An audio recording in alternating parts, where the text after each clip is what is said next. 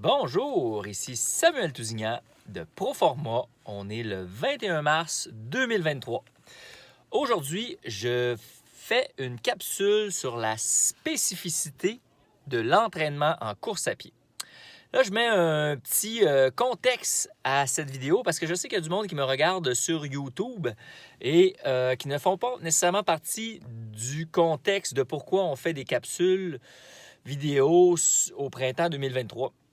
Sachez que la prémisse à ça, c'est l'entraînement de groupe pour le marathon de Sugarloaf qui a lieu le 14 mai 2023 ou le 15 km qui a lieu la même date. Donc, c'est pourquoi il y a des sujets de capsules comme ça récurrentes. Donc, sachant cela, c'est des conseils qui peuvent s'appliquer à n'importe quel autre entraînement aussi, mais c'est bon à savoir que c'est réalisé dans l'optique du marathon qui s'en vient. Mais aujourd'hui, le sujet est la spécificité de l'entraînement. Puis là, c'est le printemps. Est-ce que vous voyez, il y a un beau soleil dehors. Je suis en train d'attendre mon groupe de course pour aller s'entraîner. Et en attendant, je vais vous parler de tout ça, la spécificité de l'entraînement, parce que plus on s'approche de la course proprement dite, plus il faut être spécifique dans notre entraînement. Ce que je veux dire par spécifique, c'est qu'il faut toutes que les conditions soit le plus possible proche de ce qu'on va faire comme événement majeur. Okay? Dans ce cas-ci, je vais partir du marathon seulement Sugarloaf, qui est 42,2 km. Okay? Et je vais descendre tranquillement dans tout ce qu'il faut regarder côté spécificité. Bien sûr, plus on est en avance sur l'entraînement, quand on commence notre entraînement marathon, peut-être 20 semaines avant, on peut faire du renforcement, on peut faire de la marche, de la natation ou d'autres sports. Mais plus qu'on s'approche de la date, plus il faut courir. Okay? Là, il nous reste 8 semaines avant le marathon. Donc, 8 semaines, là, on commence à tomber pas mal dans le spécifique parce que 4 semaines avant le marathon, on va commencer à diminuer le volume. On va conserver l'intensité spécifique, mais on va diminuer le volume. Fait que là, la spécificité sur la durée va diminuer un peu, mais la spécificité sur l'intensité va être conservée. Fait que là, je donne un horizon de temps. Fait que c'est sûr qu'en début d'entraînement, là, je vais parler des sports spécifiques, le renforcement, la marche, le kayak, tout ça, c'est bon, mais c'est moins spécifique.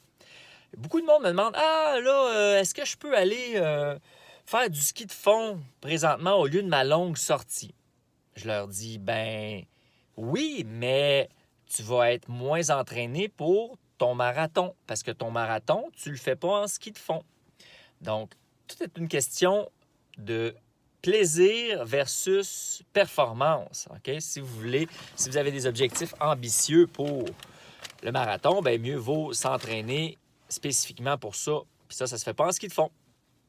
Mais sachez que plus avant, il y a des bénéfices à ça parce que des fois, il vaut mieux couper une longue sortie puis faire une sortie de ski de fond parce qu'on va quand même s'entraîner. Parce que si on a des douleurs, là, parce que je reviens au conseil numéro 1 pour avoir le plus de plaisir possible, il ne faut pas se blesser.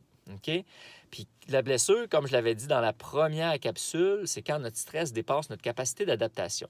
Fait que si vous sentez une petite douleur qui arrive et que vous sentez qu'elle ne veut pas partir, allez pas faire une longue sortie là-dessus. Fait que le meilleur entraînement que vous allez pouvoir faire, c'est de changer ça pour un autre sport. Laissez votre corps récupérer et c'est à ce moment-là qu'il va s'améliorer le plus que si vous auriez été courir. OK? Donc, les entraînements croisés s'avèrent une bonne option au lieu de continuer d'endolorir ou de faire souffrir notre corps. Puis là, les entraînements croisés, là, il y en a des plus spécifiques que d'autres. OK? Il y a tapis roulant anti-gravité. OK? On enlève la gravité. Ça, c'est juste, moi, j'en ai jamais fait. C'est assez difficile à trouver, mais c'est le plus spécifique quand vous voulez enlever du stress à la course à pied puis continuer de vous entraîner. Vous trouvez un tapis roulant anti-gravité. Il y en a à chaque coin de rue de ça. Si vous n'êtes pas capable d'en trouver, l'aquajogging dans une piscine avec un flotteur, vous allez courir sur place. Fait que ça, on est plus si j'avais déjà fait un article, là, on est plus dans le A-. Le tapis roulant spécifique A. Aquajogging A-. Marche en montagne B+. OK? Fait que si on était à A+, on est proche de la course à pied. Marche en montagne B+. Elliptique, fait que courir sur un elliptique B. Ski de fond B. Le spinning ou le vélo B-. OK? Là, on s'éloigne quand même de plus en plus. Fait que vous pouvez continuer comme ça. Fait que la natation, ça arrive encore plus bas, côté spécificité. Donc, ça, c'était pour les sports spécifiques. Bien sûr, l'idéal, le plus spécifique, c'est courir. Donc, oui, la course à pied est le plus spécifique. Vous en allez courir. Après ça, une fois que vous avez décidé de courir, il y a plein de choses dans votre entraînement de course à pied qui peuvent être spécifiques à votre événement de course qui va être, dans ce cas-ci, le marathon Objectif A. Fait que tout ça, il faut le pratiquer, l'entraîner. Fait que quand vous allez faire un entraînement spécifique de course à pied, peut-être une fois par semaine. C'est pas obligé de faire ça à chaque jour là, ou chaque séance. Une fois par semaine, bien, présentement, on va avoir 4 semaines qui s'en viennent de spécifiques avec des longues sorties tempo. Bien, profitez-en pour pratiquer votre repas de la veille. OK? Même la journée complète de la veille, essayez de manger ce que vous prévoyez manger la veille de votre course. OK? Aux mêmes heures, au même moment. OK? Comme ça, bien, vous n'aurez pas de surprise la journée de la course parce que vous avez mangé quelque chose de trop ci, trop ça, ou pas assez ci, pas assez ça. OK? Fait avant une sortie tempo qui va être sur votre allure spécifique marathon, mais je vais y revenir, la veille, de vous entraîner, manger les mêmes choses que vous prévoyez manger pour la journée de la course. Ensuite, réveillez-vous à l'heure que vous prévoyez vous réveiller quand vous allez faire votre course avant votre entraînement. OK? Puis là, vous me voyez venir. Votre départ d'entraînement va être à la même heure que le départ de votre course. OK? Puis là, bien, une fois que vous vous réveillez à l'heure que vous prévoyez vous réveiller, bien, vous mangez ce que vous prévoyez manger la journée de la course pour votre déjeuner avant votre entraînement. Puis la durée avant votre entraînement est la même que celle qui va être lieu pendant votre course. OK? Fait que si vous ne savez pas trop si vous devez déjeuner 1 heure, 1 heure et demie, 2 heures avant la course, bien, testez-le en entraînement. Mangez ce que vous allez manger. OK? Exactement pareil. J'avais parlé dans l'autre capsule que le café faisait de l'effet si vous voulez boire un café. Par exemple, moi, je le prends 1 heure avant. Bien, prenez votre petit café. Levez-vous 1 heure avant pour prendre votre café. OK? Pour qu'il fasse effet au départ de votre course. Une fois que vous avez déjeuné, habillez-vous comme vous allez vous habiller à la course. Fait que là, je sais que des fois, c'est difficile de s'entraîner dans une température spécifique pour une course de printemps quand on est l'hiver. Mais de plus en plus, la température va être agréable. OK? Fait que si vous avez une journée chaude, profitez-en pour essayer de mettre les mêmes vêtements que vous prévoyez mettre pour la course. Si vous avez accès à un tapis roulant, le tapis roulant n'est pas, je vais y revenir encore, la surface spécifique de où est-ce qu'on va courir. OK? On va être plus sur l'asphalte. Mais vous pouvez tester des morceaux un par un de spécifiques. Fait que si vous mettez vos vêtements du journée de la course à l'intérieur, short, t-shirt, souliers, bien, vous allez courir sur une surface qui est non spécifique, mais avec des équipements spécifiques. Fait que vous allez tester au moins un des 2 éléments. OK? Sinon, bien, attendez que le beau temps vienne, puis vous allez pouvoir sortir vos shorts puis votre équipement que vous avez de besoin. Puis là, je parle d'habillement, mais là, ça l'inclut aussi si vous allez apporter une ceinture avec de l'eau dedans, si vous allez apporter des gels, comment vous allez les transporter? OK? Allez-vous avoir une petite ceinture? Allez-vous les mettre dans vos poches de shorts? Tous ces petits détails-là, il faut que vous le fassiez exactement pareil en entraînement parce qu'on ne sait pas si ça va bien aller, si les gels vont tomber, si votre ceinture va frotter à un endroit que vous n'aviez pas pensé. OK? Puis ça m'amène à mon autre élément. Si vous avez des endroits qui frottent plus que d'autres quand vous courez longtemps, testez un baume anti-frottement. OK? Des fois, en dessous des aisselles, entre les cuisses, allez essayer ça pour voir si ça enlève l'irritation puis si vous réagissez bien à ça. OK? Fait que, si vous prévoyez d'en mettre, ça va être très important parce que vous ne serez jamais aussi spécifique que votre marathon. OK? Autrement dit, vous n'allez jamais en entraînement courir 42,2 km à la vitesse de votre marathon. OK? Fait que la durée et l'intensité ne sera possible que la journée de votre course. Fait que soyez aussi un peu préventif parce que ça risque de frotter un petit peu plus. OK? Votre énergie va descendre un petit peu plus aussi que ce que vous allez avoir fait en entraînement parce que ça va être votre plus grosse intensité et durée de tout ce que vous allez faire comme entraînement.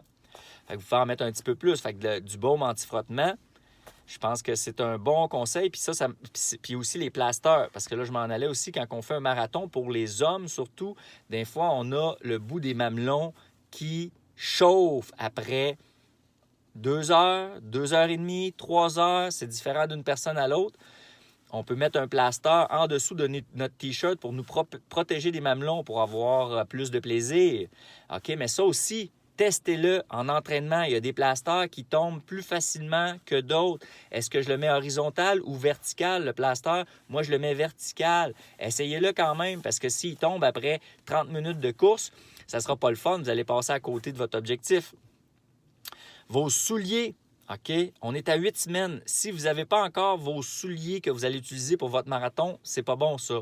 Parce que vos longues sorties tempo, il faut que vous les fassiez avec vos souliers que vous allez utiliser. Donc, allez, go, il vous reste 1 ou 2 semaines pour acheter vos souliers puis les tester pour votre course, avant votre course en entraînement. L'eau, on a parlé d'avoir une fréquence attitrée pour l'eau. Est-ce que vous la transportez sur vous? Est-ce que vous la prenez dans les ravitaillements? Si vous la prenez dans les ravitaillements, essayez de vous simuler une petite table que vous allez ramasser votre verre puis que vous allez boire, OK? Parce que ça serait pas... Ça va être bon de se pratiquer ça aussi. C'est plus dur, par exemple, en entraînement, mais quand même, vous pouvez vous mettre une petite table sur le coin de chez vous avec quelques verres d'eau, puis vous faites une boucle autour, vous ramassez le verre en passant, puis là, vous essayez de boire en squeezant le haut, et vous buvez, OK? Si c'est votre stratégie de course. Fait que ça se fait aussi chez vous. Puis là, bien sûr, avec l'eau vient le gel. Vos gels, la même affaire, vous les transportez sur vous. De quelle manière vous les transportez? On en a parlé la semaine passée. La sorte de gel que vous allez prendre, il faut que ce soit la même que vous allez prendre dans votre course, à la même fréquence que vous allez prendre dans votre course pour s'assurer que votre estomac est capable de le supporter pendant vos sorties tempo rapides. Parce que quand on court vite, notre sang circule d'une manière différente que quand on court facile. Donc, il y a moins de sang qui s'en va dans notre estomac pour digérer nos gels. C'est pour ça que l'eau vient aider à la digestion. Mais testez-le aussi parce que si vous prenez une fréquence trop élevée de gel à une vitesse élevée, peut-être que votre estomac va réagir différemment que si vous êtes à une vitesse facile ou lente. OK? Les toilettes, même chose. Si vous allez aux toilettes avant votre course, essayez de tester ça. Une petite routine pré-course. L'heure de départ, avant votre départ, vous allez faire un échauffement. Votre échauffement, il faut qu'il soit au même moment que votre course. OK? Fait que testez-le au moins 10-15 minutes avant votre course. Faites un échauffement complet. Ça prend une demi-heure, 1 heure. Puis quand est-ce que vous allez le faire? Ensuite, j'arrive au parcours. Quand vous allez faire, là, vous allez manger, vous habiller comme votre course, apporter vos gels, votre eau, prendre votre petit café. Vous allez mettre vos souliers que vous allez mettre, votre habillement si vous êtes capable. Mais là, vous allez choisir votre parcours pour votre tempo qui ressemble le plus possible. OK, c'est sûr que l'idéal, ça serait d'aller courir sur le parcours, OK, qui est là. Mais des fois, c'est plus difficile, c'est contraignant. Fait que vous pouvez trouver... En fait, dans le fond, le parcours à Sugarloaf, il est décrit dans le site Internet. OK? On voit vraiment le profil du parcours. Ça monte quand même relativement plat vers le début, puis ça monte un petit peu plus de 8 à 16 km. Ça monte un peu plus. Là, il y a un petit peu plus de dénivelé, puis à la fin, ça redescend tout le long. Fait que jusqu'à 16 km, après 16 km, on peut considérer que ça descend pas mal tout le long. C'est difficile en entraînement de faire un parcours qui descend tout le long parce que faudrait aller se faire déposer à un endroit puis revenir à un point. C'est possible. Si vous avez quelqu'un qui peut faire ça puis que vous êtes capable de vous simuler, moi, je n'ai pas trouvé de parcours qui ressemblait à Sugarloaf encore, mais je lance pas l'invitation, mais je lance l'initiative s'il y a quelqu'un qui a le goût de designer un parcours pas loin qu'on pourrait aller faire, qui ressemble beaucoup à Sugarloaf, ça serait l'idéal. On pourrait se faire une petite sortie de fin de semaine, puis aller se faire déposer un peu plus loin, puis retourner chercher notre auto quand on a fini notre parcours linéaire. Sinon, faites-vous des boucles qui ont 6,8 mètres de dénivelé positif par kilomètre. OK? Fait que j'ai calculé le dénivelé positif total de la course. Que je dis quand j'entraîne du monde en trail, calculez votre dénivelé, divisé par le nombre de kilomètres, puis trouvez-vous un parcours qui a le même nombre de mètres de D+, par kilomètre que ce que vous allez faire. OK? Fait que c'est déjà un petit peu plus spécifique que courir sur le plat ou de courir dans des buts trop intenses. Fait que commencez à ramener vos parcours d'entraînement à ce que va ressembler votre parcours de course. Okay? Le plus possible. Plus vous êtes spécifique, mieux c'est. La surface, ça va être de l'asphalte à 100%. Fait que commencez à courir sur l'asphalte. Puis là, si vous avez des douleurs, comme Robin l'a déjà dit dans une autre capsule, n'allez pas toujours courir sur l'asphalte. Cherchez la gravelle, cherchez du gazon si vous pouvez pour vous entraîner quand même relativement spécifiquement parce que vous courez, mais aussi pour laisser votre corps récupérer parce que si vous êtes tout le temps sur l'asphalte, peut-être que c'est un petit peu trop stressant.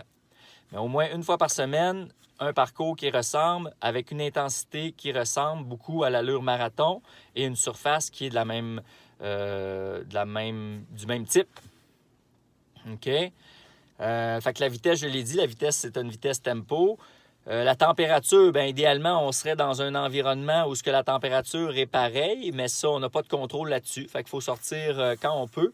Mais Robin suggérait justement d'attendre un peu plus tard dans la journée pour viser peut-être, on a vu là sur le site Facebook que Sugarloaf, c'était autour d'une moyenne de 8 à 10 degrés Celsius. Fait que si vous êtes capable de lire la météo puis de voir un moment de votre journée où est-ce que ça va ressembler à la température moyenne de la course que vous allez faire, attendez ce moment pour courir. Ceci dit, je reviens à mon autre point sur l'heure de départ. C'est sûr, si vous attendez qu'il fasse chaud pour courir, vous ne serez probablement pas à la même heure de départ. Donc, il faut tester deux choses spécifiques. Une fois, vous testez votre heure de départ, ça va bien. Une autre fois, vous testez la température à une autre heure de départ. Puis vous comprenez que vous attrapez le plus de facteurs possibles qui peuvent influencer votre comportement. OK? Fait que voilà, je pense que j'ai fait pas mal le tour de ce que j'avais écrit sur ma petite feuille côté spécificité. Fait que c'est le temps de mettre ça en application. OK? Fait que je résume rapidement. On a parlé du sport, la course à pied. J'ai donné des entraînements croisés qui peuvent être spécifiques et de moins en moins spécifiques. Le repas de la veille, toute la journée, on mange la même chose. On se lève à l'heure de la course. On déjeune comme à la course. On prend notre petit café. On prend les petites boissons X, Y, Z que vous aimez au moment que vous pensez les prendre pendant la course. Vous vous habillez pareil. Vous mettez des plasters sur vos épaules, de la baume anti-frottement, les souliers que vous allez utiliser à votre course. Vous apportez votre stock pour l'eau. Vous mettez une petite table sur le bord si vous pensez prendre de l'eau à la fréquence que vous pensez la prendre. Fait que si vous devez aller retourner sur le site web pour voir sont où les postes de ravitaillement. Essayez de prendre l'eau au même moment pour ne pas avoir de surprise avec vos gels combinés à ça.